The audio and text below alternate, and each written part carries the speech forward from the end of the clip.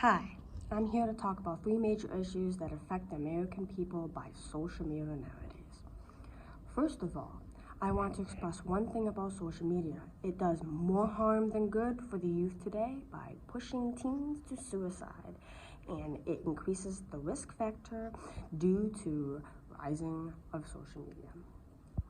They found that teens are most likely to cause harm and suicidal in teens due to bullying and depressive ideas.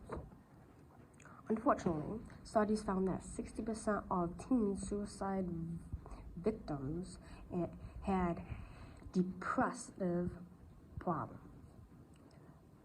that led to teens declaring suicide over time. But at the time, teens show self-harm by cutting, burning, and hitting themselves. Most causes of suicide are caused by cyberbullying, with 10 to 14-year-olds having grown more than 50% over the last 3 decades. According to the American Association of Society, teens are bullied and there are no help. Bullying causes higher levels of depression, low self-esteem, behavioral problems, substance abuse, suicidal thoughts, and attempts of both the victim and the bully. As well, teens are exposed to alcohol that's advertised on social media, such as Facebook, YouTube, and Twitter.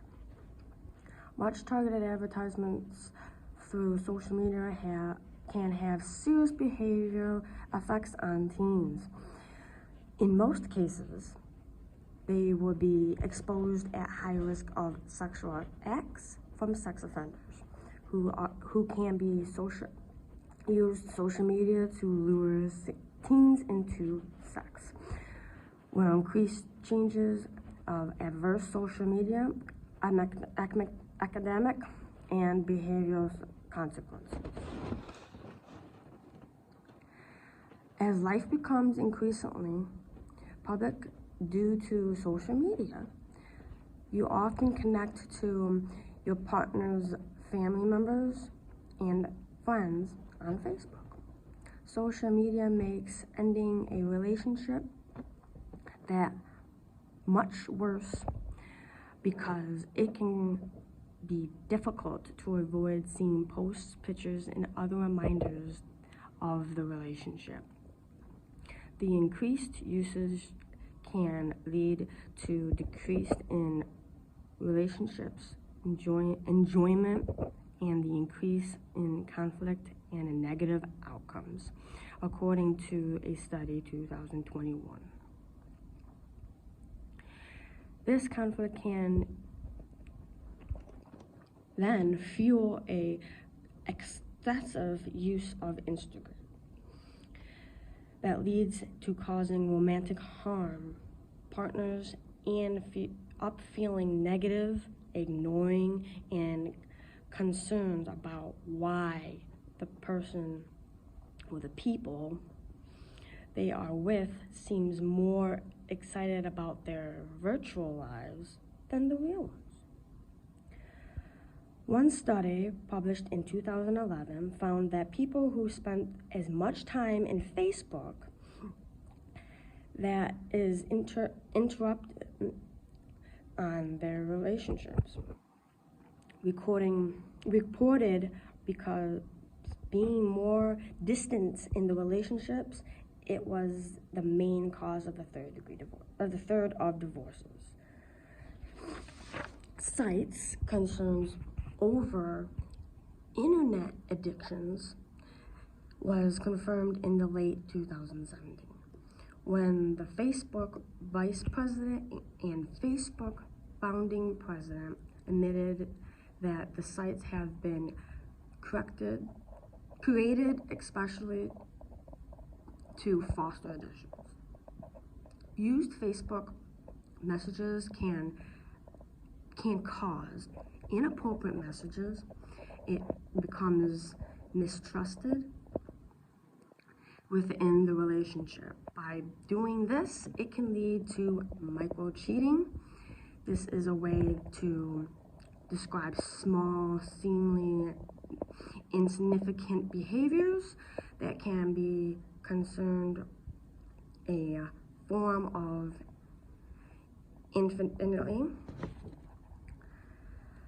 For an example, flirting with someone online, spending significant messages, or spending too much time talking to someone other than your partner.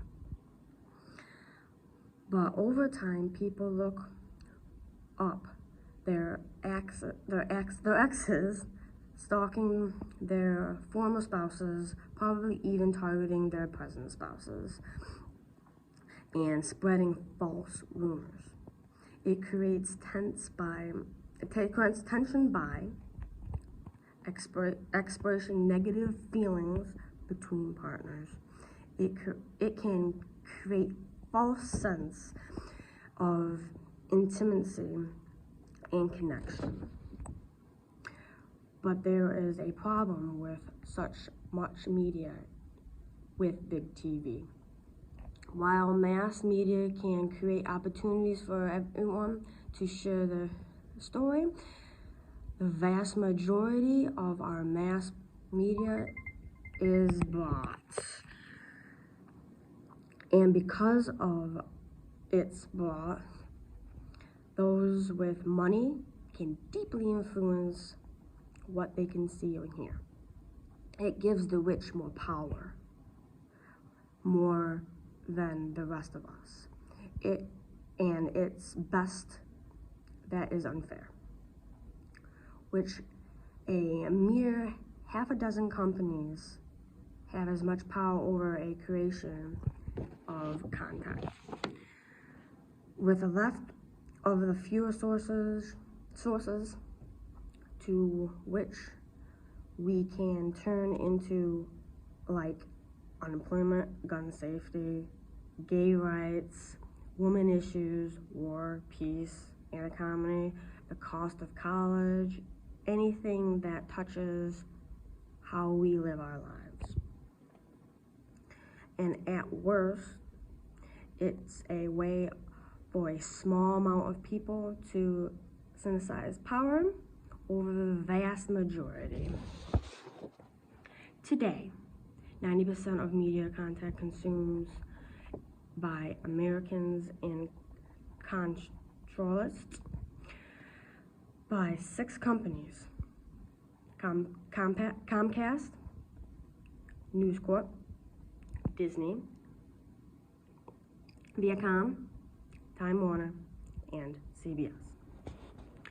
Disney famously explained in the intro memo, "We have no obligations to make history, we have no obligations to make art, we have no obligations to make a statement.